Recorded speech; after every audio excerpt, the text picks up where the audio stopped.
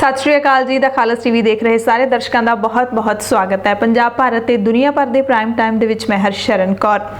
बठिंडा दे विच पिया शोर, चिट्टे बगले नीले मोर, ये भी चोर वो भी चोर। पूरी खबर दसांगे। पंजाब दे विच होटल, रेस्टोरेंट, मैरिज हॉल खुल गए ने, पर नहीं पहुंचे पहला वांग बाहर दा भोजन खाण दे शौकीन लोग। अमृतसर विच अज तो कोरोना पीड़ितां दा इलाज प्लाज्मा थैरेपी दे नाल शुरू हो चुकिया। स्कॉट सिटीजन जग्गी जोहल दी जमानत अर्जी खारिज कर दी गई है। आर्म्स एक्ट दे विच भारत सरकार ने सोध की है। हुण एक लाइसेंस ते तुसी सिर्फ 2 हथियार ही रख सकते हो। बाबा रामदेव दी पतंजलि कंपनी वालों बनाई कोरोना दी दवाई ते पहले दिन ही सरकार ने रोक ला दी, लाइसेंस लिया ही नहीं सी। दिल्ली विच मास्क ना पाउण वालियां तो वसूले जा रहे ने नोट। दक्षिणी अफ्रीका दे एक बोर्डिंग स्कूल दे विच 200 बच्चियां ते स्टाफ नूं कोविड-19 पॉजिटिव पाया गया। अमरीका दे विच एक सिख दे रेस्टोरेंट ते हमला होया है। भारतीय परिवार के 3 मैंबरां दी स्विमिंग पूल दे विच डुब के मौत हुई है। अमरीका दे विच अमरीका ने रेस्क्यू ऑपरेशन तहत चल रही भारतीय उड़ाणां ते पाबंदी ला दी है।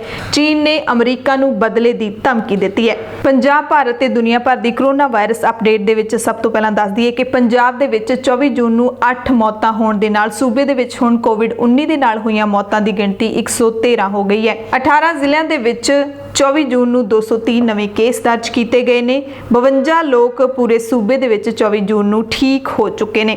कुल मरीजों की गिणती देख लीए तो पंजाब ਦੇ ਵਿੱਚ पॉजिटिव मरीज अज तक 4627 पाए गए ने, जिन्हां ਦੇ ਵਿੱਚੋਂ 3099 मरीज ठीक हो चुके ने ते हुण पॉजिटिव केस ने ਜਿਹੜੇ 1415 तक पहुँच गया आंकड़ा। पिछले 2 हफ्ते पहलां ਦੀ जे गल कर लईए तो यह आंकड़ा 150 ते सीगा ते हुण वाधा 1450 ਦੇ करीब पहुँच गया। ऑक्सीजन सपोर्ट ते 18 मरीज ने, जिन्हां दी क्रिटिकल कंडीशन हैगी है वेंटिलेटर सपोर्ट ते वो 6 मरीज हैगे ने। सब तो वध केस 24 जून नूं संगरूर जिले दे विच पाए गए 64 केस। जलंधर दे विच 43 नवे पॉजिटिव मरीज आए। लुधियाना दे विच 27 ते अमृतसर दे विच 14 नवे मरीज सामने आए ने। उस तो बाद श्री मुक्तसर साहिब दे विच 33 मरीज सामने आए ने। बाकी जिलिਆਂ ਦੇ ਵਿੱਚ 10 ਤੋਂ ਘੱਟ ਗਿਣਤੀ ਦੇ ਵਿੱਚ ਮਰੀਜ਼ ਸਾਹਮਣੇ ਆਏ ਨੇ। ਗੁਰਦਾਸਪੁਰ, शहीद भगत सिंह नगर, फतेहगढ़ साहिब, फरीदकोट, मोगा ते मानसा दे विच एक केस नवा सामने आया है। 52 लोग जिहड़े ठीक होए ने। लुधियाना दे सब तो वध 41 मरीज ठीक होए ने। पटियाला च 5, फतेहगढ़ साहिब च 4 ते रोपड़ च 2 मरीज ठीक होए ने। जिहड़ियां 8 मौतां दर्ज कीतियां गईयां ने। सब तो वध जलंधर दे विच 4 मौतां होईयां ने 24 जून नूं। 2 अमृतसर दे विच होईयां, 1 कपूरथला अते 1 संगरूर दे विच। पंजाब दे विच कोई भी जिला कोरोना मुक्त नहीं है इस वक्त। सब तो वध केस हुण जलंधर जिले दे विच हो गए ने। उस तो बाद अमृतसर 249 केस, जलंधर दे विच 312 ते लुधियाना दे विच 191, संगरूर दे विच जिहड़े 64 नवे केस आए ने। उन्हां दे नाल संगरूर दे विच भी गिणती 156 तक पहुंच गई है मरीज़ां दी। सो 1415 पॉजिटिव मरीज इस वक्त पंजाब दे विच कोरोना दे नाल जूझ रहे ने। पूरे भारत दे विच 4,57,656 कुल मरीज ने, जिन्हां विचों 2.5 लाख तो वध लोग ठीक हो चुके ने ते हुण 1,83,730 एक्टिव केस ने। पूरे भारत दे विच 14,505 मौतां हो चुकियां ने पूरे भारत विच। ते जे पिछले 24 घंटिਆਂ ਦੀ ਗੱਲ कर ਲਈਏ ਤਾਂ ਭਾਰਤੀ ਸਿਹਤ ਮੰਤਰਾਲੇ ਮੁਤਾबिक रिकॉर्ड वाधा दर्ज किया गया। कोविड-19 ਦੇ केसां ਦੇ ਵਿੱਚ 15,968 नवे केस आए ने, 465 मौतां होईयां ने। पूरी दुनिया की गल कर लईए तो 92 लाख कुल मरीज ने पूरी दुनिया दे विच 1 करोड़ तक गिणती पहुंचण वाली है। 46 लाख के करीब लोग ठीक हो चुके ने ते 42 लाख के करीब हुण एक्टिव केस ने। 4.25 लाख लोगों की मौत हो चुकी है पिछले 24 घंटिਆਂ ਦੇ ਵਿੱਚ। ਜਾਂ फिर पिछले दिन की गल कर लईए पूरी दुनिया दे विच 1.5 लाख मरीज वधे ने।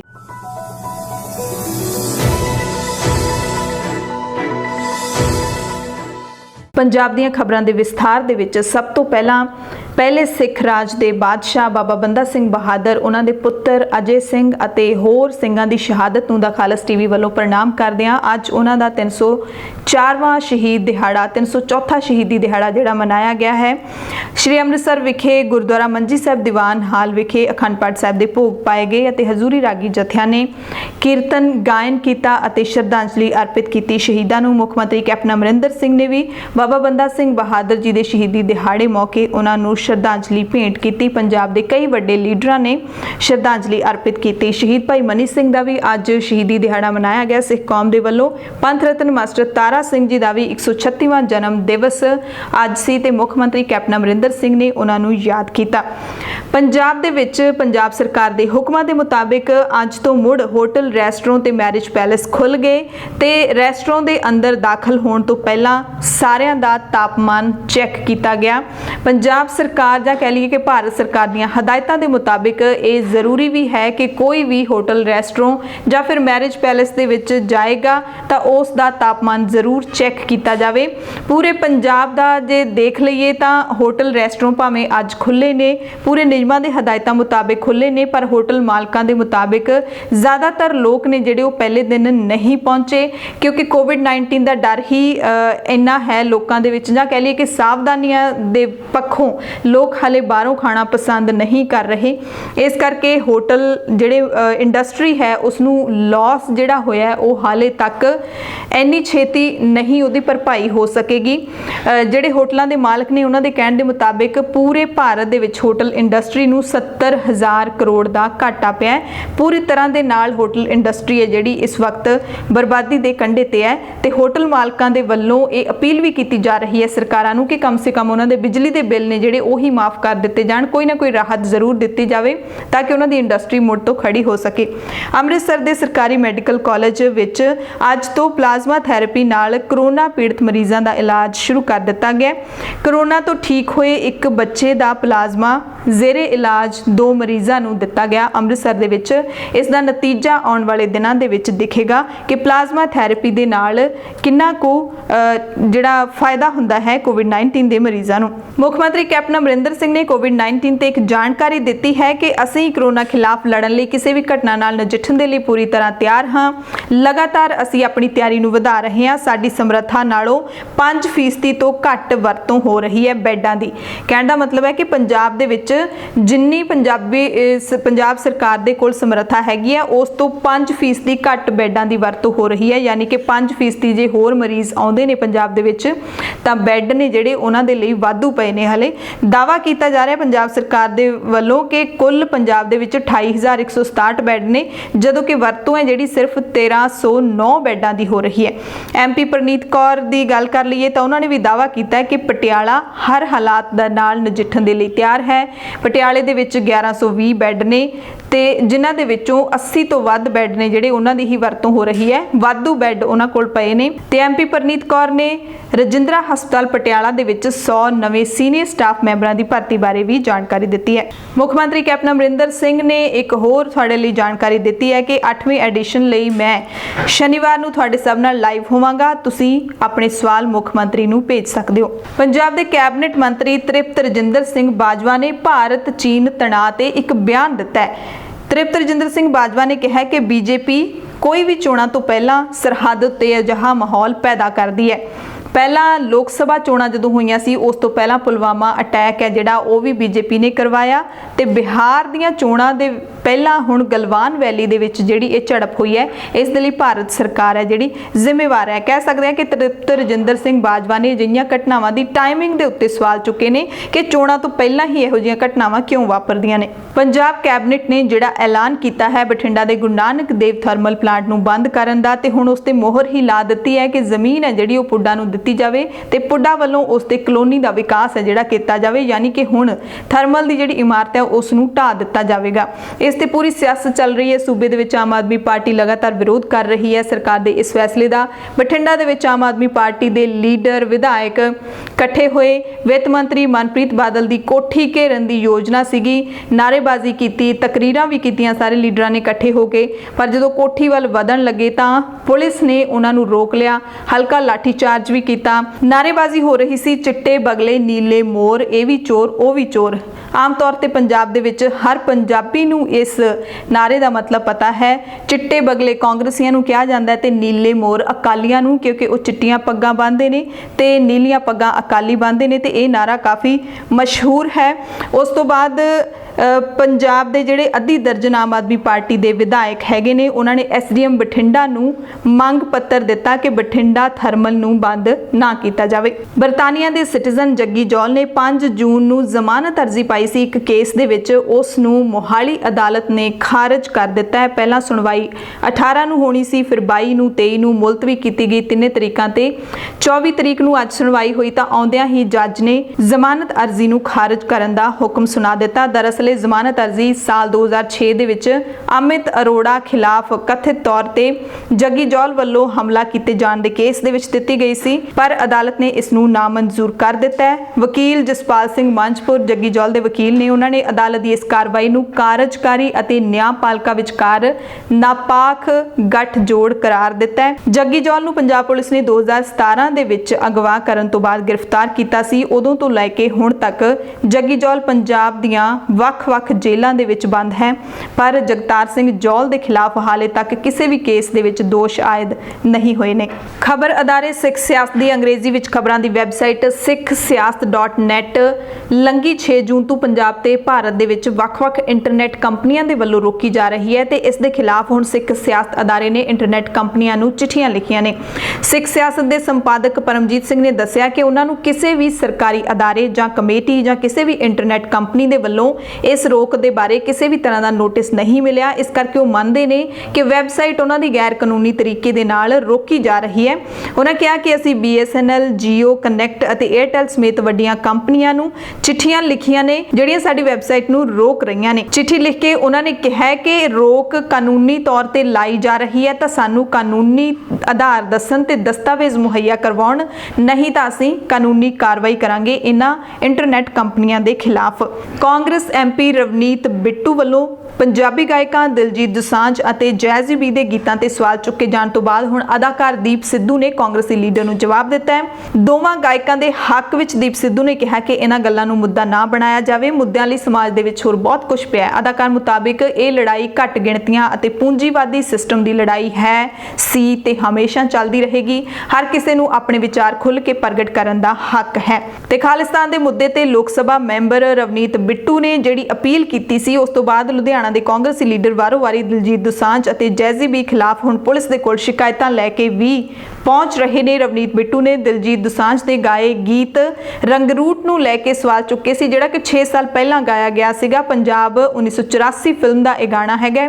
ਦਿਲਜੀਤ ਦੋਸਾਂਝ ਨੇ ਰਵਨੀਤ ਬਿੱਟੂ ਨੂੰ ਜਵਾਬ ਵੀ ਦਿੱਤਾ ਹੈ ਇੱਕ ਵੀਡੀਓ ਦੇ ਰਾਹੀਂ ਕਿ ਮੇਰੀ ਫਿਲਮ ਹੈਗੀ ਹੈ ਜਿਹੜੀ ਉਹ ਸੈਂਸਰ ਬੋਰਡ ਤੋਂ ਪਾਸ ਹੈਗੀ ਹੈ, ਗਾਣਾ ਵੀ ਪਾਸ ਹੈਗਾ ਤੇ ਮੈਂ ਭਾਰਤ ਦੇ ਵਿੱਚ ਟੈਕਸ ਅਦਾ ਕਰਨ ਵਾਲਾ ਨਾਗਰਿਕ ਹਾਂ। ਭਾਰਤ ਸਰਕਾਰ ਨੇ ਆਰਮਜ਼ ਸੋਧ ਐਕਟ 2019 ਦੇ ਵਿੱਚ ਕੁਝ ਜ਼ਰੂਰੀ ਬਦਲਾਅ ਕੀਤੇ ਨੇ। ਹੁਣ ਇੱਕ ਲਾਇਸੈਂਸਦਾਰ 3 ਹਥਿਆਰਾਂ ਦੀ ਬਜਾਏ ਸਿਰਫ 2 ਹਥਿਆਰ ਹੀ ਰੱਖ ਸਕਦਾ ਹੈ, ਯਾਨੀ ਕਿ ਇੱਕ ਲਾਇਸੈਂਸ ਤੇ ਤੁਸੀਂ 3 ਨਹੀਂ 2 ਹਥਿਆਰ ਰੱਖ ਸਕਦੇ ਹੋ ਭਾਰਤ ਦੇ ਵਿੱਚ। ਪਹਿਲਾਂ ਆਰਮਜ਼ ਐਕਟ 1959 ਦੇ ਮੁਤਾਬਿਕ ਇੱਕ ਵਿਅਕਤੀ ਵੱਧ ਤੋਂ ਵੱਧ 3 ਹਥਿਆਰ ਰੱਖ ਸਕਦਾ ਸੀ ਇੱਕ ਲਾਇਸੈਂਸ ਦੇ ਉੱਤੇ। ਪੰਜਾਬ ਦੇ ਵਿੱਚ ਹੁਣ ਧੁੱਪ ਨਾਲ ਮੋਟਰਾਂ ਚੱਲਣਗੀਆਂ, ਇਸ ਬਾਰੇ ਪੰਜਾਬ ਸਰਕਾਰ ਯੋਜਨਾ ਬਣਾ ਰਹੀ ਹੈ। ਇਸ ਦੀ ਜਾਣਕਾਰੀ ਵਿੱਤ ਮੰਤਰੀ ਮਨਪ੍ਰੀਤ ਸਿੰਘ ਬਾਦਲ ਨੇ ਦਿੱਤੀ ਹੈ ਕਿ ਪੰਜਾਬ ਸਰਕਾਰ ਖੇਤੀ ਮੋਟਰਾਂ ਨੂੰ ਇੱਕ ਬਦਲ ਵਜੋਂ ਸੌਰ ਊਰਜਾ ਨਾਲ ਚਲਾਏ ਜਾਣ ਉੱਤੇ ਵਿਚਾਰ ਕਰ ਰਹੀ ਹੈ। ਉਹਨਾਂ ਕਿਹਾ ਕਿ ਇਸ ਬਾਰੇ ਜਾਪਾਨ ਸਰਕਾਰ ਤੋਂ ਵਿੱਤੀ ਮਦਦ ਲੈਣ ਦੀ ਵਿਉਂਤ ਹੈ। ਵਿਸ਼ਵ ਬੈਂਕ ਜਾਂ ਹੋਰ ਕੌਮਾਂਤਰੀ ਅਦਾਰੇ ਦੀ ਮਦਦ ਨਾਲ ਵੀ ਇਹ ਸੰਭਵ ਹੋ ਸਕਦਾ ਹੈ ਤੇ ਕਿਸਾਨਾਂ ਨੂੰ ਇਸ ਦਾ ਫਾਇਦਾ ਮਿਲ ਸਕਦਾ ਹੈ। ਲੁਧਿਆਣਾ ਦੇ ਗੁਰਦੇਵ ਨਗਰ ਦੇ ਵਿੱਚ ਇੱਕ ਪਤੀ ਨੇ ਆਪਣੀ ਪਤਨੀ ਦਾ ਬੇਰਹਿਮੀ ਨਾਲ ਕਤਲ ਕਰ ਦਿੱਤਾ। ਫਿਰ ਖੁਦਕੁਸ਼ੀ ਦੀ ਕੋਸ਼ਿਸ਼ ਵੀ ਕੀਤੀ ਪਰ ਉਹ ਕਾਮਯਾਬ ਨਹੀਂ ਹੋ ਸਕੀ। ਇਹ ਵਿਅਕਤੀ ਗੁਰਦੇਵ ਨਗਰ ਦੇ ਵਿੱਚ ਰਹਿੰਦਾ ਸੀ, ਪ੍ਰਵਾਸੀ ਵਿਅਕਤੀ ਹੈ ਅਤੇ ਕੱਪੜੇ ਪ੍ਰੈਸ ਕਰਨ ਦਾ ਕੰਮ ਕਰਦਾ ਹੈ। ਨੂਰਪੁਰ ਬੇਦੀ ਤੋਂ ਖਬਰ ਹੈ, ਜਿੱਥੇ ਨੂਰਪੁਰ ਬੇਦੀ ਅਧੀਨ ਆਉਂਦੇ ਪਿੰਡ ਸਵਾੜਾ ਵਿਖੇ ਹਿਮਾਚਲ ਪ੍ਰਦੇਸ਼ ਤੋਂ SGPC ਮੈਂਬਰ ਦਲਜੀਤ ਸਿੰਘ ਭਿੰਡਰ ਦੇ ਭਿੰਡਰ ਫਾਰਮ ਉੱਤੇ 3 ਕਤਲ ਕੀਤੇ ਜਾਣ ਦੀ ਖਬਰ ਹੈ। ਪ੍ਰਵਾਸੀ ਮਜ਼ਦੂਰ ਨੇ ਦਾਤ ਨਾਲ ਇਹ 3 ਕਤਲ ਕੀਤੇ ਨੇ। ਬਿਹਾਰ ਦਾ ਪ੍ਰਵਾਸੀ ਮਜ਼ਦੂਰ ਕਤਲ ਕਰਨ ਤੋਂ ਬਾਅਦ ਫਰਾਰ ਹੋ ਗਿਆ।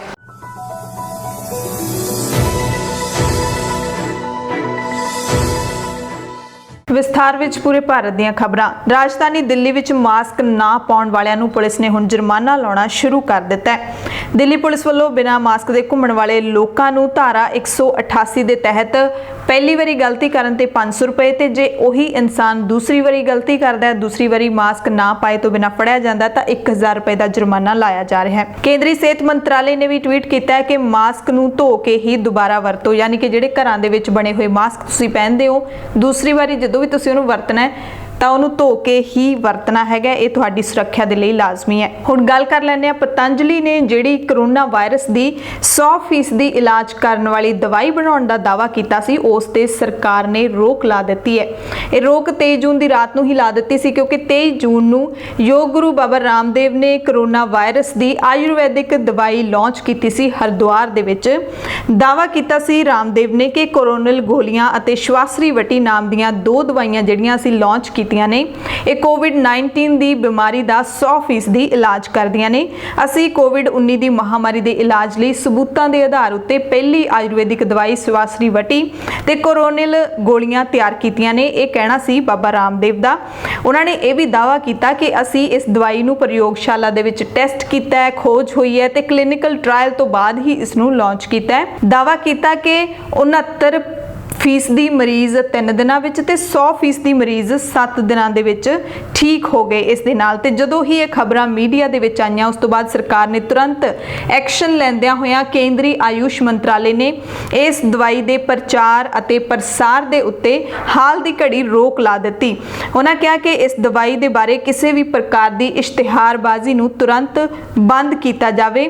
ਮੀਡੀਆ ਦੇ ਵਿੱਚ ਜਿਹੜੀਆਂ ਰਿਪੋਰਟਾਂ ਦਿਖਾਈਆਂ ਸੀਗੀਆਂ, ਉਹਨਾਂ ਤੇ ਵੀ ਨੋਟਿਸ ਲਿਆ ਹੈ। ਮੰਤਰਾਲੇ ਨੇ ਸਾਫ਼ ਕਿਹਾ ਹੈ ਕਿ ਸਾਡੇ ਕੋਲ ਇਸ ਦਵਾਈ ਦੇ ਕਲੀਨਿਕਲ ਟ੍ਰਾਇਲ, ਇਸ ਦੇ ਦਾਅਵਿਆਂ ਦੀ ਸੱਚਾਈ ਤੇ ਵੇਰਵਿਆਂ ਦੇ ਬਾਰੇ ਕੋਈ ਜਾਣਕਾਰੀ ਨਹੀਂ ਹੈ। ਮੰਤਰਾਲੇ ਨੇ ਸਾਫ਼ ਤੌਰ ਤੇ ਜਾਣਕਾਰੀ ਦਿੱਤੀ, ਇਹ ਵੀ ਲਿਖਿਆ ਕਿ ਅਸੀਂ ਰਾਮਦੇਵ ਦੀ ਕੰਪਨੀ ਹੈ ਜਿਹੜੀ ਪਤੰਜਲੀ, ਉਸ ਨੂੰ ਵੀ ਜਾਣਕਾਰੀ ਦਿੱਤੀ ਹੈ ਕਿ ਕੋਈ ਵੀ ਆਯੁਰਵੈਦਿਕ ਦਵਾਈ ਜਦੋਂ ਮੁਲਕ ਦੇ ਵਿੱਚ ਬਣਦੀ ਹੈ ਤੇ ਉਸ ਦਵਾਈ ਦਾ ਜਿਹੜਾ ਇਸ਼ਤਿਹਾਰ ਦਿੱਤਾ ਜਾਂਦਾ ਹੈ ਉਹ drug and magic remedies act 1954 ਅਤੇ ਕਰੋਨਾ ਮਹਾਮਾਰੀ ਬਾਰੇ ਕੇਂਦਰ ਸਰਕਾਰ ਦੀਆਂ ਹਦਾਇਤਾਂ ਦੇ ਅਧੀਨ ਆਉਂਦੀ ਹੈ। ਮੰਤਰਾਲੇ ਨੇ 21 ਅਪ੍ਰੈਲ 2020 ਨੂੰ ਨੋਟੀਫਿਕੇਸ਼ਨ ਵੀ ਜਾਰੀ ਕੀਤਾ ਸੀ, ਜਿਹਦੇ ਵਿੱਚ ਸਾਫ਼ ਤੌਰ ਤੇ ਲਿਖਿਆ ਗਿਆ ਸੀ ਕਿ ਆਯੁਸ਼ ਮੰਤਰਾਲੇ ਦੀ ਨਿਗਰਾਨੀ ਹੇਠ ਹੀ ਕੋਵਿਡ-19 ਦੀ ਖੋਜ ਦੇ ਉੱਤੇ ਕੋਈ ਵੀ ਰਿਸਰਚ ਕੀਤੀ ਜਾ ਸਕੇਗੀ। ਪਰ ਹੁਣ ਸਾਹਮਣੇ ਆ ਰਿਹਾ ਹੈ, ਲਗਾਤਾਰ ਪਰਤਾਂ ਖੁੱਲ ਰਹੀਆਂ ਨੇ ਕਿ ਬਾਬਾ ਰਾਮਦੇਵ ਦੀ ਜਿਹੜੀ ਕੰਪਨੀ ਹੈ ਪਤੰਜਲੀ, ਉਸ ਨੇ ਜਿਹੜੀ ਇਹ ਕੋਰੋਨਲ ਨਾਂ ਦੀ ਦਵਾਈ ਬਣਾਈ ਹੈ, ਉਸ ਦਾ ਨਾ ਹੀ ਤਾਂ ਲਾਇਸੈਂਸ ਲਿਆ ਗਿਆ ਤੇ ਨਾ ਹੀ ਕੋਈ ਵੀ ਪਰਮਿਸ਼ਨ ਹੈ ਜਿਹੜੀ ਸਰਕਾਰ ਤੋਂ ਲਈ ਗਈ। ਜਦੋਂ ਸਰਕਾਰ ਨੇ ਇਸ ਤੇ ਰੋਕ ਲਾ ਦਿੱਤੀ ਤਾਂ ਪਤੰਜਲੀ ਦੇ ਜਿਹੜੇ CEO ਬਾਲਕ੍ਰਿਸ਼ਨ ਨੇ, ਉਹਨਾਂ ਨੇ ਦਾਅਵਾ ਕੀਤਾ ਕਿ ਅਸੀਂ ਤੀਜੀ ਧਿਰ ਦੀ ਸਹਾਇਤਾ ਦੇ ਨਾਲ ਕਲੀਨਿਕਲ ਟ੍ਰਾਇਲ ਕੀਤੇ ਸੀ, ਪਰ ਤੀਜੀ ਧਿਰ ਕਿਹੜੀ ਹੈ ਉਸ ਦਾ ਸਪਸ਼ਟੀਕਰਨ ਨਹੀਂ ਦੇ ਸਕੀ ਕੰਪਨੀ। ਉਹਨਾਂ ਨੇ ਇਹ ਵੀ ਦਾਅਵਾ ਕੀਤਾ ਕਿ ਕੋਰੋਨਲ ਦਾ ਸੇਵਨ ਕਰਨ ਵਾਲੇ ਜਿਹੜੇ ਮਰੀਜ਼ ਨੇ 100% ਠੀਕ ਹੋ ਗਏ ਸੀ। ਇਸ ਖਬਰ ਦੇ ਵਿੱਚ ਜਿਹੜੀ ਤਾਜ਼ਾ ਜਾਣਕਾਰੀ ਆ ਰਹੀ ਹੈ, ਉੱਤਰਾਖੰਡ ਲਾਇਸੈਂਸ ਅਥਾਰਟੀ ਦੇ ਵੱਲੋਂ ਆ ਰਹੀ ਹੈ। ਲਾਇਸੈਂਸ ਅਫਸਰ ਨੇ ਸਾਫ਼ ਤੌਰ ਤੇ ਕਿਹਾ, ਉੱਤਰਾਖੰਡ ਦੇ ਆਯੁਰਵੈਦਿਕ ਵਿਭਾਗ ਦੇ ਲਾਇਸੈਂਸ ਅਫਸਰ ਨੇ, ਕਿ ਪਤੰਜਲੀ ਨੂੰ ਵਿਭਾਗ ਦੇ ਵੱਲੋਂ ਜੋ ਲਾਇਸੈਂਸ ਜਾਰੀ ਕੀਤਾ ਗਿਆ ਸੀ ਉਸ ਦੇ ਵਿੱਚ ਕਰੋਨਾ ਵਾਇਰਸ ਦਾ ਜ਼ਿਕਰ ਪਤੰਜਲੀ ਦੇ ਵੱਲੋਂ ਕਿਤੇ ਵੀ ਨਹੀਂ ਕੀਤਾ ਗਿਆ। ਇਸ ਗੱਲ ਤੋਂ ਬਾਅਦ ਹੁਣ ਉੱਤਰਾਖੰਡ ਦੇ ਆਯੁਸ਼ ਮੰਤਰਾਲੇ ਨੇ ਵੀ ਰਾਮਦੇਵ ਨੂੰ ਨੋਟਿਸ ਭੇਜ ਦਿੱਤਾ ਹੈ ਕਿ ਤੁਹਾਡੀ ਕੰਪਨੀ ਪਤੰਜਲੀ ਨੇ ਦਵਾਈ ਬਣਾਉਣ ਦੇ ਲਈ ਕੋਈ ਲਾਇਸੈਂਸ ਨਹੀਂ ਲਿਆ। ICMR ਯਾਨੀ ਕਿ Indian council of medical research ਦੇ director general professor Balram Bhargava ਨੇ ਵੀ ਇਸ ਮਸਲੇ ਦੇ ਉੱਤੇ ਹਾਲਾਂਕਿ ਕੋਈ ਟਿੱਪਣੀ ਕਰਨ ਤੋਂ ਇਨਕਾਰ ਕਰ ਦਿੱਤਾ ਇਸ ਦਵਾਈ ਦੇ ਉੱਤੇ, ਪਰ ਉਹਨਾਂ ਨੇ ਇਹ ਕਿਹਾ ਕਿ ICMR ਵੀ ਇਸ ਦਵਾਈ ਨਾਲ ਜੁੜੇ ਕਿਸੇ ਵੀ ਪ੍ਰਯੋਗ ਦੇ ਵਿੱਚ ਜਾਂ ਕਿਸੇ ਵੀ ਯਤਨ ਦੇ ਵਿੱਚ ਸ਼ਾਮਿਲ ਨਹੀਂ ਹੋਇਆ। CDSCO ਦੀ ਗੱਲ ਕਰ ਲਈਏ, central drugs standard control organisation ਦੀ, ਤਾਂ ਉਹਨਾਂ ਦੇ ਇੱਕ ਅਧਿਕਾਰੀ ਦੇ ਮੁਤਾਬਿਕ ਕਿ ਆਮ ਹਾਲਾਤਾਂ ਦੇ ਵਿੱਚ ਜਦੋਂ ਮੁਲਕ ਦੇ ਵਿੱਚ ਜਾਂ ਪੂਰੀ ਦੁਨੀਆ ਦੇ ਵਿੱਚ ਕੋਈ ਵੀ ਦਵਾਈ ਬਣਦੀ ਹੈ ਤਾਂ ਉਸ ਦਾ ਕਲੀਨਿਕਲ ਟ੍ਰਾਇਲ ਮੁਕੰਮਲ ਹੋਣ ਅਤੇ ਉਸ ਦੀ ਮਾਰਕੀਟਿੰਗ ਸ਼ੁਰੂ ਹੋਣ ਦੇ ਵਿੱਚ ਘੱਟੋ ਘੱਟ 3 ਸਾਲ ਲੱਗ ਜਾਂਦੇ ਨੇ। ਫਿਰ ਜਦੋਂ ਉਹ ਦਵਾਈ ਮਾਰਕੀਟ ਦੇ ਵਿੱਚ ਆਉਂਦੀ ਹੈ, ਬਾਜ਼ਾਰ ਦੇ ਵਿੱਚ ਆਉਂਦੀ ਹੈ, ਤਾਂ ਉਹਨੂੰ 10 ਮਹੀਨੇ ਤੋਂ ਲੈ ਕੇ 1 ਸਾਲ ਤੱਕ ਦਾ ਸਮਾਂ ਲੱਗਦਾ ਹੈ। ਪਰ ਬਾਬਾ ਰਾਮਦੇਵ ਦੀ ਇਸ ਕੰਪਨੀ ਨੇ ਕਿੰਨੇ ਕੁ ਚਿਰ ਦੇ ਵਿੱਚ ਦਵਾਈ ਬਣਾਈ ਹੈ, ਕਿ ਕੋਈ ਕਾਰਨਾਮਾ ਹੀ ਕੀਤਾ ਹੈ, ਇਸ ਤੇ ਸਵਾਲ ਜਿਹੜੇ ਨੇ ਜ਼ਰੂਰ ਉੱਠਣੇ ਸੀ। ਬਹੁਤ ਸਾਰੇ ਸਵਾਲ ਉੱਠਦੇ ਨੇ ਕਿ ਕੀ ਪਤੰਜਲੀ ਕੰਪਨੀ ਨੇ ਲੋਕਾਂ ਦੀ ਸਿਹਤ ਨਾਲ ਖਿਲਵਾੜ ਕਰਨ ਦੀ ਕੋਸ਼ਿਸ਼ ਕੀਤੀ ਜਾਂ ਫਿਰ ਵਪਾਰਿਕ ਲਾਹੇ ਲਈ ਉਹਨਾਂ ਨੇ ਲੋਕਾਂ ਨੂੰ ਮੂਰਖ ਬਣਾਉਣ ਦੀ ਕੋਸ਼ਿਸ਼ ਕੀਤੀ। ਜੇ ਸਾਡੇ ਮੁਲਕ ਦੇ ਵਿੱਚ ਇੰਨੀ ਵੱਡੀ ਦਵਾਈ ਤਿਆਰ ਹੋ ਰਹੀ ਸੀ, ਉਸ ਬਿਮਾਰੀ ਦੀ ਦਵਾਈ ਤਿਆਰ ਹੋ ਰਹੀ ਸੀ ਜਿਸ ਨੂੰ ਲੈ ਕੇ ਪੂਰੀ ਦੁਨੀਆ ਤਰਾ-ਤਰਾ ਕਰ ਰਹੀ ਹੈ, ਪੂਰੀ ਦੁਨੀਆ ਦੇ ਵਿੱਚ ਵੱਡੇ ਵੱਡੇ ਵਿਗਿਆਨੀ ਨੇ ਜਿਹੜੇ ਹਰ ਵੱਡੇ ਮੁਲਕ ਦੇ ਵਿੱਚ ਕੋਸ਼ਿਸ਼ ਕੀਤੀ ਜਾ ਰਹੀ ਹੈ ਕਿ ਕੋਵਿਡ-19 ਦੀ ਦਵਾਈ ਅਸੀਂ ਬਣਾ ਲਈਏ, ਪਰ ਟੀਕਿਆਂ ਦੇ ਟ੍ਰਾਇਲ ਫੇਲ ਹੋ ਰਹੇ ਨੇ, ਕਾਮਯਾਬ ਨਹੀਂ ਹੋ ਰਹੇ। ਜੇ ਸਾਡੇ ਮੁਲਕ ਦੇ ਵਿੱਚ ਇੰਨੀ ਵੱਡੀ ਦਵਾਈ ਤਿਆਰ ਹੋ ਰਹੀ ਸੀ ਤਾਂ ਆਖਿਰਕਾਰ ਸਰਕਾਰ ਤੋਂ ਕਿਉਂ ਲੁਕੋਇਆ ਗਿਆ? ਸਰਕਾਰ ਦੇ ਆਯੂਸ਼ ਵਿਭਾਗ ਨੂੰ ਇਸ ਦੀ ਜਾਣਕਾਰੀ ਕਿਉਂ ਨਹੀਂ ਦਿੱਤੀ ਗਈ? ਇਹ ਸਵਾਲ ਤਾਂ ਉੱਠਣੇ ਹੀ ਸੀਗੇ। ਖਬਰ ਮਹਿੰਗਾਈ ਦੇ ਨਾਲ ਜੁੜੀ ਹੋਈ ਹੈ। ਡੀਜ਼ਲ ਤੇ ਪੈਟਰੋਲ ਇਸ ਮੁਲਕ ਦੇ ਵਿੱਚ ਲਗਾਤਾਰ ਵਧਦੇ ਜਾ ਰਹੇ ਨੇ। 18ਵਾਂ ਦਿਨ ਹੈ ਜਦੋਂ ਡੀਜ਼ਲ ਤੇ ਪੈਟਰੋਲ ਦੀਆਂ ਕੀਮਤਾਂ ਦੇ ਵਿੱਚ ਵਾਧਾ ਹੋਇਆ ਤੇ ਪਹਿਲੀ ਵਾਰੀ ਹੋਇਆ ਪੂਰੇ ਭਾਰਤ ਦੇ ਵਿੱਚ ਜਦੋਂ ਡੀਜ਼ਲ ਦੀ ਕੀਮਤ ਹੈ ਜਿਹੜੀ ਉਹ ਪੈਟਰੋਲ ਤੋਂ ਵੀ ਵੱਧ ਗਈ ਹੈਗੀ ਹੈ। ਸਰਕਾਰੀ ਪੈਟਰੋਲੀਅਮ ਮਾਰਕੀਟਿੰਗ ਕੰਪਨੀਆਂ ਦੇ ਨੋਟੀਫਿਕੇਸ਼ਨ ਦੇ ਮੁਤਾਬਿਕ ਪੈਟਰੋਲ ਦੀਆਂ ਕੀਮਤਾਂ ਦੇ ਵਿੱਚ 24 ਜੂਨ ਨੂੰ ਭਾਵੇਂ ਕੋਈ ਵਾਧਾ ਨਹੀਂ ਦਰਜ ਕੀਤਾ ਗਿਆ, ਪਰ ਡੀਜ਼ਲ ਦੀਆਂ ਕੀਮਤਾਂ ਵਿੱਚ 48 ਪੈਸੇ ਪ੍ਰਤੀ ਲੀਟਰ ਦਾ ਵਾਧਾ ਕੀਤਾ ਗਿਆ ਤੇ ਹੁਣ ਡੀਜ਼ਲ ਹੈ ਜਿਹੜਾ ਉਹ 79 ਰੁਪਏ 88 ਪੈਸੇ ਪ੍ਰਤੀ ਲੀਟਰ ਹੋ ਗਿਆ, ਜਦਕਿ ਪੈਟਰੋਲ ਦਾ ਭਾਅ ਹੈ ਜਿਹੜਾ 79 ਰੁਪਏ 76 ਪੈਸੇ ਪ੍ਰਤੀ ਲੀਟਰ ਹੈ। ਡੀਜ਼ਲ ਤੋਂ ਸਸਤਾ ਹੋ ਗਿਆ ਹੁਣ ਪੈਟਰੋਲ ਭਾਰਤ ਦੇ ਵਿੱਚ। ਭਾਰਤ ਚੀਨ ਤਣਾਅ ਦੇ ਦਰਮਿਆਨ ਦੇਸ਼ ਦੇ ਰੱਖਿਆ ਮੰਤਰੀ ਰਾਜਨਾਥ ਸਿੰਘ ਰੂਸ ਪਹੁੰਚੇ ਹੋਏ ਨੇ। ਮਾਸਕੋ ਦੇ ਵਿੱਚ ਰੂਸ ਮੁਲਕ ਦੇ ਵੱਲੋਂ ਪਰੇਡ ਹੈ ਜਿਹੜੀ ਵਿਜੇ ਦਿਵਸ ਪਰੇਡ ਉਹ ਕੀਤੀ ਗਈ ਹੈ। 75ਵੀਂ ਪਰੇਡ ਦਿਵਸ ਦੇ ਵਿੱਚ ਰਾਜਨਾਥ ਸਿੰਘ ਨੇ ਹਿੱਸਾ ਲਿਆ ਅਤੇ ਭਾਰਤੀ ਹਥਿਆਰਬੰਦ ਸੈਨਾਵਾਂ ਦੀ ਟੁਕੜੀ ਵੀ ਹਿੱਸਾ ਲੈਣ ਉੱਥੇ ਪਹੁੰਚੀ ਹੋਈ ਹੈ। ਟਵੀਟ ਕੀਤਾ ਰਾਜਨਾਥ ਸਿੰਘ ਨੇ ਕਿ 1941 ਤੋਂ 1945 ਦੀ ਮਹਾਨ ਦੇਸ਼ ਭਗਤੀ ਦੀ ਲੜਾਈ ਦੇ ਵਿੱਚ ਸੋਵੀਅਤ ਲੋਕਾਂ ਦੀ ਜਿੱਤ ਦੀ 75ਵੀਂ ਵਰ੍ਹੇਗੰਢ ਦੇ ਸਮਾਰੋਹ ਲਈ ਅੱਜ ਮਾਸਕੋ ਦੇ ਰੈੱਡ ਸਕੁਆਇਰ ਦੇ ਵਿੱਚ ਵਿਜੇ ਦਿਵਸ ਪਰੇਡ ਦੇ ਵਿੱਚ ਸ਼ਿਰਕਤ ਕੀਤੀ। ਮੈਨੂੰ ਮਾਣ ਹੈ ਕਿ ਭਾਰਤੀ ਹਥਿਆਰਬੰਦ ਸੈਨਾਵਾਂ ਦੀ ਇੱਕ ਟੁਕੜੀ ਵੀ ਇਸ ਪਰੇਡ ਦੇ ਵਿੱਚ ਹਿੱਸਾ ਲੈ ਰਹੀ ਹੈ।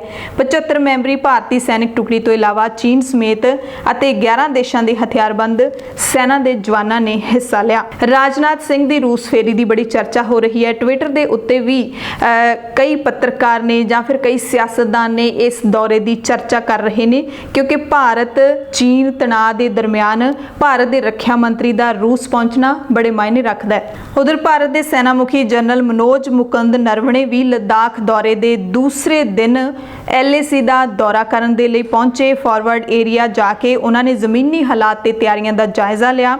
ਸੈਨਾ ਪ੍ਰਮੁੱਖ ਨੇ ਉੱਥੋਂ ਦੇ ਲੋਕਲ ਕਮਾਂਡਰਾਂ ਦੇ ਨਾਲ ਮੁਲਾਕਾਤ ਕੀਤੀ ਤੇ ਨਾਲ ਹੀ ਜਵਾਨਾਂ ਦੀ ਹੌਸਲਾ ਅਫਜ਼ਾਈ ਵੀ ਕੀਤੀ। ਨਰਵਣੇ ਨੇ 15 ਜੂਨ ਦੀ ਰਾਤ ਨੂੰ ਜੋ ਭਾਰਤ ਤੇ ਚੀਨ ਦੇ ਫੌਜੀਆਂ ਦੇ ਵਿਚਕਾਰ ਝੜਪ ਹੋਈ ਸੀ ਉਸ ਦੇ ਵਿੱਚ ਜਿਹੜੇ ਭਾਰਤੀ ਫੌਜੀਆਂ ਨੇ ਬਹਾਦਰੀ ਦੇ ਨਾਲ ਮੁਕਾਬਲਾ ਕੀਤਾ ਸੀ ਉਹਨਾਂ ਨੂੰ ਸਨਮਾਨਿਤ ਵੀ ਕੀਤਾ। ਕੇਂਦਰੀ ਕੈਬਨਿਟ ਨੇ ਅੱਜ ਕੁਝ ਅਹਿਮ ਫੈਸਲੇ ਲਏ ਨੇ। ਪਹਿਲੇ ਫੈਸਲੇ ਦੇ ਵਿੱਚ OBC ਕਮਿਸ਼ਨ ਦੇ ਕਾਰਜਕਾਲ ਨੂੰ 6 ਮਹੀਨੇ ਤੱਕ ਵਧਾਉਣ ਦਾ ਫੈਸਲਾ ਕੀਤਾ ਹੈ। ਪੈਨਲ ਨੂੰ ਹੋਰ ਪਛੜੀਆਂ ਸ਼੍ਰੇਣੀਆਂ ਨਾਲ ਸੰਬੰਧਿਤ ਵੱਖ-ਵੱਖ ਸਿਫਾਰਿਸ਼ਾਂ ਕਰਨ ਦਾ ਕੰਮ ਸੌਂਪਿਆ ਗਿਆ ਸੀ, ਪਰ ਕੋਵਿਡ-19 ਦੇ ਕਾਰਨ ਕਮਿਸ਼ਨ ਦਾ ਜਿਹੜਾ ਕੰਮ ਹੈ ਉਹ ਪ੍ਰਭਾਵਿਤ ਹੋਇਆ।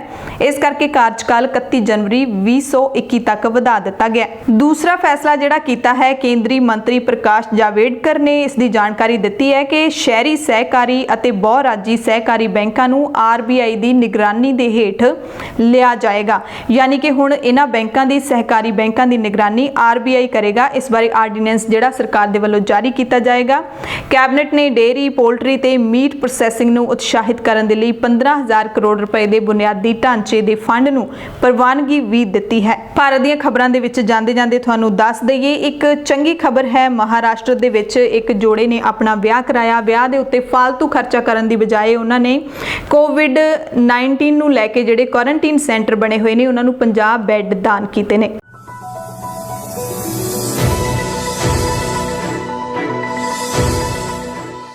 पूरी दुनिया ਦੀਆਂ ਖਬਰਾਂ ਦੇ ਵਿੱਚ ਸਭ ਤੋਂ ਪਹਿਲਾਂ ਗੱਲ ਕਰਾਂਗੇ ਅਮਰੀਕਾ ਦੀ। ਅਮਰੀਕੀ ਸਿਹਤ ਵਿਭਾਗ ਦੇ ਇੱਕ ਉੱਚ ਅਫਸਰ ਨੇ ਅਮਰੀਕੀ ਕਾਂਗਰਸ ਨੂੰ ਦੱਸਿਆ ਕਿ ਕਰੋਨਾ ਵਾਇਰਸ ਨੇ ਦੇਸ਼ ਦੀਆਂ ਗੋਡਣੀਆਂ ਲਵਾ ਦਿੱਤੀਆਂ ਨੇ ਆਰਥਿਕ ਤੌਰ ਦੇ ਉੱਤੇ। CDC's ਦੇ ਨਿਰਦੇਸ਼ਕ ਡਾਕਟਰ ਰਾਬਰਟ ਰੈਡਫੀਲਡ ਨੇ ਵਾਸ਼ਿੰਗਟਨ ਦੇ ਵਿੱਚ ਇੱਕ ਸੁਣਵਾਈ ਦੌਰਾਨ ਇਹ ਜਾਣਕਾਰੀ ਦਿੱਤੀ ਹੈ ਕਿ ਦੇਸ਼ ਦਾ ਜਨਤਕ ਸਿਹਤ ਢਾਂਚਾ ਲੰਬੇ ਸਮੇਂ ਤੋਂ ਅਤੇ ਬੁਰੀ ਤਰ੍ਹਾਂ ਦੇ ਨਾਲ ਪੈਸੇ ਦੀ ਮੰਗ ਕਰ ਰਿਹਾ ਹੈ ਤੇ ਇਹਦੇ ਵਿੱਚ ਫੌਰੀ ਤੌਰ ਤੇ ਨਿਵੇਸ਼ ਕਰਨ ਦੀ ਲੋੜ ਹੈ। ਪਰ ਨਾਲ ਹੀ ਇਹ ਵੀ ਜਾਣਕਾਰੀ ਦਿੱਤੀ ਗਈ ਹੈ ਕਿ ਵਾਇਰਸ ਦੇ ਨਾਲ ਨਜਿੱਠਣ ਦੇ ਲਈ ਅਮਰੀਕਾ ਜੋ ਕਰ ਸਕਦਾ ਸੀ ਉਹ ਕਰ ਚੁੱਕਿਆ ਹੈ। ਸੱਚਾਈ ਇਹ ਹੈ ਕਿ ਕਰੋਨਾ ਵਾਇਰਸ ਨੇ ਦੇਸ਼ ਨੂੰ ਬੁਰੀ ਤਰ੍ਹਾਂ ਦੇ ਨਾਲ ਆਰਥਿਕ ਤੌਰ ਤੇ ਝੰਜੋੜ ਦਿੱਤਾ ਹੈ। ਨਿੱਕੇ ਜਿਹੇ ਵਾਇਰਸ ਕਰਕੇ ਕਹਿੰਦੇ ਅਸੀਂ ਸ਼ਾਇਦ $7 ਟ੍ਰਿਲੀਅਨ ਦੀ ਰਕਮ ਹੈ ਜਿਹੜੀ ਉਹ ਖਰਚਣ ਜਾ ਰਹੇ ਹਾਂ, ਜਿਹਦੇ ਵਿੱਚੋਂ ਖਰਚੀ ਵੀ ਜਾ ਚੁੱਕੀ ਹੈ ਕਰੋਨਾ ਵਾਇਰਸ ਦੇ ਨਾਲ ਲੜਨ ਦੇ ਲਈ। ਉਧਰ ਅਮਰੀਕਾ ਦੇ ਸੀਨੀਅਰ ਸਿਹਤ ਅਧਿਕਾਰੀ ਡਾਕਟਰ ਐਂਥਨੀ ਫਾਊਚੀ ਨੇ ਖਦਸ਼ਾ ਜ਼ਾਹਿਰ ਕੀਤਾ ਹੈ ਕਿ ਅਮਰੀਕਾ ਦੇ ਕੁਝ ਸੂਬਿਆਂ ਦੇ ਵਿੱਚ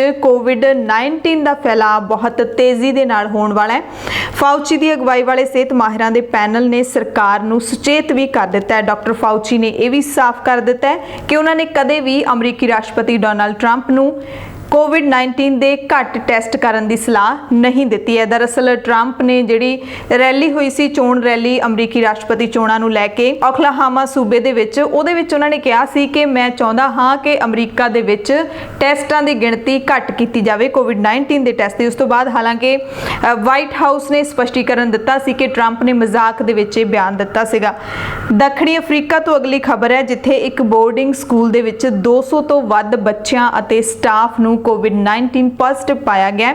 ਇਹ ਸਕੂਲ ਦੱਖਣੀ ਅਫਰੀਕਾ ਦੇ ਗਰੀਬ ਮੰਨੇ ਜਾਂਦੇ ਈਸਟਰਨ ਕੇਪ ਸੂਬੇ ਦੇ ਵਿੱਚ ਹੈ। ਸਕੂਲ ਵਿੱਚ ਬੱਚੇ ਇਸੇ ਮਹੀਨੇ ਵਾਪਸ ਆਏ ਸੀ, ਜੂਨ ਦੇ ਵਿੱਚ ਸਕੂਲ ਖੁੱਲੇ ਸੀ। ਲੋਕਡਾਊਨ ਖੁੱਲਣ ਤੋਂ ਬਾਅਦ ਦੱਖਣੀ ਅਫਰੀਕਾ ਦੇ ਵਿੱਚ ਕੁੱਲ 1,01,590 ਮਾਮਲਿਆਂ ਦੇ ਵਿੱਚੋਂ 15% ਮਾਮਲੇ ਇਸੇ ਸੂਬੇ ਦੇ ਵਿੱਚ ਨੇ, ਈਸਟਰਨ ਕੇਪ ਸੂਬੇ ਦੇ ਵਿੱਚ। ਈਸਟਰਨ ਕੇਪ ਅਫਰੀਕਾ ਦੇ ਵਿੱਚ ਮਹਾਮਾਰੀ ਤੋਂ ਸਭ ਤੋਂ ਵੱਧ ਪ੍ਰਭਾਵਿਤ ਤੀਜਾ ਸੂਬਾ ਹੈ। ਅਗਲੀ ਖਬਰ ਅਮਰੀਕਾ ਦੇ ਨਿਊਯਾਰਕ ਸ਼ਹਿਰ ਤੋਂ ਹੈ, ਜਿੱਥੇ ਸ਼ਹਿਰ ਦੇ ਮੇਅਰ ਨੇ ਟਵੀਟ ਕਰਕੇ ਇੱਕ ਜਾਣਕਾਰੀ ਦਿੱਤੀ ਹੈ, ਲੋਕਾਂ ਨੂੰ ਸੂਚਨਾ ਦਿੱਤੀ ਹੈ ਕਿ ਸ਼ਹਿਰ ਦੇ ਬੀਚ 1 ਜੁਲਾਈ ਤੋਂ ਤੈਰਾਕੀ ਦੇ ਲਈ ਖੋਲ੍ਹ ਦਿੱਤੇ ਜਾਣਗੇ। ਨਾਲ ਹੀ ਉਹਨਾਂ ਨੇ ਇੱਕ ਹਦਾਇਤਾਂ ਵੀ ਜਾਰੀ ਕੀਤੀਆਂ ਨੇ ਕਿ ਅਸੀਂ ਹਿਫਾਜ਼ਤ ਰੱਖ ਕੇ ਚੱਲਣਾ ਹੈ, ਸੋਸ਼ਲ ਡਿਸਟੈਂਸਿੰਗ ਦੀ ਪਾਲਣਾ ਕਰਨੀ ਹੈ, ਚਾਹੇ ਅਸੀਂ ਬੀਚ ਤੇ ਹੋਈਏ ਮਾਸਕ ਪਾ ਕੇ ਹੀ ਜਾਣਾ ਹੈ। ਰੂਸ ਦੀ ਰਾਜਧਾਨੀ ਮਾਸਕੋ ਦੇ ਵਿੱਚ ਦੂਸਰੇ ਵਿਸ਼ਵ ਯੁੱਧ ਦੀ ਜਿੱਤ ਦੀ ਖੁਸ਼ੀ ਦੇ ਵਿੱਚ ਜੋ ਪਰੇਡ 9 ਮਈ 2020 ਨੂੰ ਹੋਣੀ ਸੀ, ਉਹ ਅੱਜ ਹੋਈ ਹੈ, ਬੁੱਧਵਾਰ ਨੂੰ ਹੋਈ ਹੈ। ਰਾਸ਼ਟਰਪਤੀ ਵਲਾਦੀਮੀਰ ਪੁਤਿਨ ਨੇ ਫੈਲ ਰਹੇ ਕੋਰੋਨਾ ਵਾਇਰਸ ਕਰਕੇ ਇਹ ਪਰੇਡ ਮੁਲਤਵੀ ਕਰ ਦਿੱਤੀ ਸੀ। 75 ਸਾਲ ਪਹਿਲਾਂ ਰੂਸ ਨੇ ਜਰਮਨੀ ਨੂੰ ਹਰਾਇਆ ਸੀ। 9 ਮਈ ਦੇ ਦਿਨ ਹਰ ਸਾਲ ਪਰੇਡ ਹੁੰਦੀ ਹੈ, ਪਰ ਲੋਕਡਾਊਨ ਕਰਕੇ ਇਹ ਨਹੀਂ ਹੋ ਸਕੀ ਸੀ। ਮਾਸਕੋ ਦੇ ਵਿੱਚ ਲੋਕਡਾਊਨ ਦੇ ਵਿੱਚ ਢਿੱਲ ਦਿੱਤੇ ਜਾਣ ਤੋਂ ਬਾਅਦ ਇਹ ਜਿਹੜੀ ਪਰੇਡ ਹੈਗੀ ਹੈ, ਇਸ ਦਾ ਪ੍ਰਬੰਧ ਕੀਤਾ ਗਿਆ ਤੇ ਇਸ ਪਰੇਡ ਦੇ ਵਿੱਚ ਲੰਬੀ ਦੂਰੀ ਦੇ ਟੈਂਕ ਅਤੇ ਮਿਜ਼ਾਈਲਾਂ ਦਿਖਾਉਣ ਦੀ ਵੀ ਆਗਿਆ ਦਿੱਤੀ ਗਈ। ਇਸ ਪਰੇਡ ਦੇ ਵਿੱਚ ਭਾਰਤੀ ਸੈਨਾ ਦੀ ਟੁਕੜੀ ਵੀ ਸ਼ਾਮਿਲ ਹੋਈ ਹੈ ਅਤੇ ਦੇਸ਼ ਦੇ ਡਿਫੈਂਸ ਮਿਨਿਸਟਰ ਰਾਜਨਾਥ ਸਿੰਘ ਵੀ ਰੂਸ ਪਹੁੰਚੇ ਹੋਏ ਨੇ। ਚੀਨ ਤੇ ਅਮਰੀਕਾ ਦਾ ਆਪਸੀ ਤਣਾਅ ਲਗਾਤਾਰ ਵਧਦਾ ਜਾ ਰਿਹਾ ਹੈ। ਕੋਵਿਡ-19 ਦੀ ਮਹਾਮਾਰੀ ਤੋਂ ਬਾਅਦ ਤਾਂ ਇਹ ਖੁੱਲ੍ਹ ਕੇ ਸਾਹਮਣੇ ਆਉਣ ਲੱਗੇ ਨੇ। ਦੋਵੇਂ ਮੁਲਕਾਂ ਦੇ ਜਿਹੜੇ ਮੁੱਖ ਵਿਅਕਤੀ ਹੈਗੇ ਨੇ, ਰਾਸ਼ਟਰਪਤੀ ਹੈਗੇ ਨੇ, ਉਹ ਖੁੱਲ੍ਹ ਕੇ ਬਿਆਨ ਦਿੰਦੇ ਨੇ। ਹੁਣ ਚੀਨ ਨੇ ਇੱਕ ਹੋਰ ਤਿੱਖੀ ਪ੍ਰਤੀਕਿਰਿਆ ਦਿੱਤੀ ਹੈ ਅਮਰੀਕਾ ਦੇ ਖਿਲਾਫ। ਦਰਅਸਲ ਅਮਰੀਕਾ ਦੇ ਵੱਲੋਂ 4 ਮੀਡੀਆ ਅਦਾਰਿਆਂ ਨੂੰ ਅਮਰੀਕਾ ਦੇ ਵਿੱਚ ਵਿਦੇਸ਼ੀ ਮਿਸ਼ਨ ਦਾ ਦਰਜਾ ਦਿੱਤਾ ਗਿਆ, ਜਿਸ ਤੋਂ ਬਾਅਦ ਬੀਜਿੰਗ ਨੇ ਗੁੱਸੇ ਦੇ ਵਿੱਚ ਪ੍ਰਤੀਕਿਰਿਆ ਦਿੱਤੀ ਹੈ, ਬਿਆਨ ਦਾਗੇ ਹੈਗੇ ਨੇ, ਚੇਤਾਵਨੀ ਦਿੱਤੀ ਹੈ ਚੀਨ ਨੇ ਅਮਰੀਕਾ ਨੂੰ ਕਿ ਅਸੀਂ ਇਸ ਦਾ ਬਦਲਾ ਲਵਾਂਗੇ। ਵਿਦੇਸ਼ ਮੰਤਰਾਲੇ ਦੇ ਬੁਲਾਰੇ ਝਾਓ ਲੀਜੀਅਨ ਨੇ ਟਰੰਪ ਪ੍ਰਸ਼ਾਸਨ ਦੇ ਇਸ ਕਦਮ ਦੀ ਸਖਤ ਨਿੰਦਿਆ ਕੀਤੀ ਹੈ, ਕਿਹਾ ਕਿ ਅਮਰੀਕਾ ਦੇ ਰਾਜਨੀਤਿਕ ਦਮਨ ਦੀ ਇਹ ਇੱਕ ਹੋਰ ਮਿਸਾਲ ਹੈ। ਇਹ ਚੀਨੀ ਮੀਡੀਆ ਦੇ ਵਿੱਚ ਦਖਲ-ਅੰਦਾਜ਼ੀ ਹੈ। ਪ੍ਰੈਸ ਦੀ ਆਜ਼ਾਦੀ ਪ੍ਰਤੀ ਅਮਰੀਕਾ ਨੇ ਜਿਹੜੀ ਪ੍ਰਤੀਬੱਧਤਾ ਦਿਖਾਈ ਹੈ, ਉਹਦੇ ਨਾਲ ਧੋਖਾ ਹੈ। ਅਮਰੀਕਾ ਨੂੰ ਉਸ ਦੀ ਭਾਸ਼ਾ ਦੇ ਵਿੱਚ ਹੀ ਜਵਾਬ ਦਿੱਤਾ ਜਾਏਗਾ। ਇਲਜ਼ਾਮ ਲਾਇਆ ਚੀਨ ਨੇ ਅਮਰੀਕਾ ਤੇ ਕਿ ਅਮਰੀਕਾ ਸ਼ੀਤ ਯੁੱਧ ਦੀ ਮਾਨਸਿਕਤਾ ਦੇ ਤਰਜ਼ ਉੱਤੇ ਕੰਮ ਕਰ ਰਿਹਾ ਹੈ ਤੇ ਟਰੰਪ ਪ੍ਰਸ਼ਾਸਨ ਨੂੰ ਇਸ ਮਾਨਸਿਕਤਾ ਨੂੰ ਤਿਆਗਣ ਦੀ ਅਪੀਲ ਵੀ ਕੀਤੀ ਹੈ। ਧਮਕੀ ਭਰੇ ਲਹਿਜ਼ੇ ਦੇ ਵਿੱਚ ਵੀ ਇੱਕ ਚੇਤਾਵਨੀ ਦਿੱਤੀ ਹੈ ਕਿ ਜੇ ਅਮਰੀਕਾ ਆਪਣੀ ਇਸ ਕਾਰਵਾਈ ਤੋਂ ਪਿੱਛੇ ਨਾ ਹਟਿਆ ਤਾਂ ਚੀਨ ਜਾਇਜ਼ ਜਵਾਬ ਦੇਣ ਦੇ ਲਈ ਮਜਬੂਰ ਹੋ ਜਾਏਗਾ। ਦਰਅਸਲ ਪਹਿਲਾਂ ਜਦੋਂ ਸ਼ੀਤ ਯੁੱਧ ਹੋਇਆ ਸੀ ਤਾਂ ਅਮਰੀਕਾ ਨੇ ਸੋਵੀਅਤ ਆਊਟਲੈਟ ਨੂੰ ਵਿਦੇਸ਼ੀ ਮਿਸ਼ਨ ਦੇ ਵਜੋਂ ਨਿਯੁਕਤ ਕੀਤਾ ਸੀ ਤੇ ਚੀਨ ਹੁਣ ਉਸੇ ਤਰਜ਼ ਤੇ ਦੇਖ ਰਿਹਾ ਕਿ ਸ਼ਾਇਦ ਅਮਰੀਕਾ ਚੀਨ ਦੇ ਨਾਲ ਸ਼ੀਤ ਯੁੱਧ ਕਰਨ ਜਾ ਰਿਹਾ ਹੈ, ਚੀਨ ਦੇ 4 ਮੀਡੀਆ ਅਦਾਰਿਆਂ ਨੂੰ ਵਿਦੇਸ਼ੀ ਮਿਸ਼ਨ ਦਾ ਦਰਜਾ ਦੇ ਕੇ। ਕੋਵਿਡ-19 ਦੀ ਮਹਾਮਾਰੀ ਦੇ ਦੌਰਾਨ ਅਮਰੀਕਾ ਦੇ ਰਾਸ਼ਟਰਪਤੀ ਡੋਨਾਲਡ ਟਰੰਪ ਸਖਤ ਤੋਂ ਸਖਤ ਫੈਸਲੇ ਵੀ ਲਗਾਤਾਰ ਲੈ ਰਹੇ ਨੇ। ਕੱਲ ਉਹਨਾਂ ਨੇ ਫੈਸਲਾ ਲਿਆ ਸੀ ਕਿ ਅਮਰੀਕਾ ਦੇ ਵਿੱਚ ਗ੍ਰੀਨ ਕਾਰਡ ਤੇ ਦਸੰਬਰ 2020 ਤੱਕ ਪਾਬੰਦੀ ਲਾਈ ਜਾਂਦੀ ਹੈ। ਨਵੇਂ ਗ੍ਰੀਨ ਕਾਰਡ ਜਾਰੀ ਕਰਨ ਤੇ ਵਰਕ ਵੀਜ਼ਾ ਕਿਸੇ ਵੀ ਤਰ੍ਹਾਂ ਦਾ ਨਹੀਂ ਜਾਰੀ ਕੀਤਾ ਜਾਏਗਾ, ਨਾ ਹੀ H1B ਵੀਜ਼ਾ ਕਿਸੇ ਨੂੰ ਜਾਰੀ ਕੀਤਾ ਜਾਏਗਾ। ਉਸ ਤੋਂ ਬਾਅਦ ਅਮਰੀਕਾ ਨੇ ਜੁਲਾਈ ਦੇ ਮਹੀਨੇ ਤੋਂ ਭਾਰਤ ਤੋਂ ਜਿਹੜੀਆਂ ਜਾਂਦੀਆਂ ਨੇ ਵੰਦੇ ਭਾਰਤ ਮਿਸ਼ਨ ਦੇ ਤਹਿਤ ਫਲਾਈਟਾਂ, ਉਹਨਾਂ ਨੂੰ ਰੋਕਣ ਦਾ ਵੀ ਐਲਾਨ ਕਰ ਦਿੱਤਾ ਹੈ ਤੇ ਅਮਰੀਕਾ ਦੇ ਰਾਸ਼ਟਰਪਤੀ ਡੋਨਾਲਡ ਟਰੰਪ ਨੇ ਜਿਹੜੇ ਗੈਰ ਕਾਨੂੰਨੀ ਤੌਰ ਤੇ ਵਸੇ ਹੋਏ ਭਾਰਤੀ ਨੇ ਜਾਂ ਫਿਰ ਕਿਸੇ ਵੀ ਮੁਲਕ ਦੇ ਨਾਲ ਸੰਬੰਧਿਤ ਲੋਕ ਨੇ ਉਹਨਾਂ ਨੂੰ ਡਿਪੋਰਟ ਕਰਨ ਦੀ ਮੁਹਿੰਮ ਹੈ ਜਿਹੜੀ ਉਹ ਵੀ ਚਲਾਈ ਹੋਈ ਹੈ। ਉਸ ਦੇ ਤਹਿਤ ਪੰਜਾਬ ਤੇ ਹਰਿਆਣਾ ਦੇ 106 ਨੌਜਵਾਨਾਂ ਨੂੰ ਡਿਪੋਰਟ ਕਰ ਦਿੱਤਾ ਗਿਆ ਜਿਹੜੇ ਕਿ ਅਮਰੀਕਾ ਦੇ ਵਿੱਚ ਕਈ ਸਾਲਾਂ ਤੋਂ ਗੈਰ ਕਾਨੂੰਨੀ ਢੰਗ ਦੇ ਨਾਲ ਰਹਿ ਰਹੇ ਸੀਗੇ। 106 ਭਾਰਤੀਆਂ ਦੇ ਵਿੱਚ 59 ਪੰਜਾਬ ਦੇ ਵੱਖ-ਵੱਖ ਜ਼ਿਲ੍ਹਿਆਂ ਦੇ ਰਹਿਣ ਵਾਲੇ ਨੇ। ਇਹਨਾਂ ਵਿੱਚ ਪ੍ਰਵਾਸੀਆਂ ਦਾ ਗੜ ਕਹੇ ਜਾਂਦੇ ਦੁਆਬੇ ਤੋਂ ਵੀ 34 ਜਣੇ ਸ਼ਾਮਿਲ ਨੇ ਜਿਨ੍ਹਾਂ ਨੂੰ ਡਿਪੋਰਟ ਕੀਤਾ ਗਿਆ ਹੈਗਾ।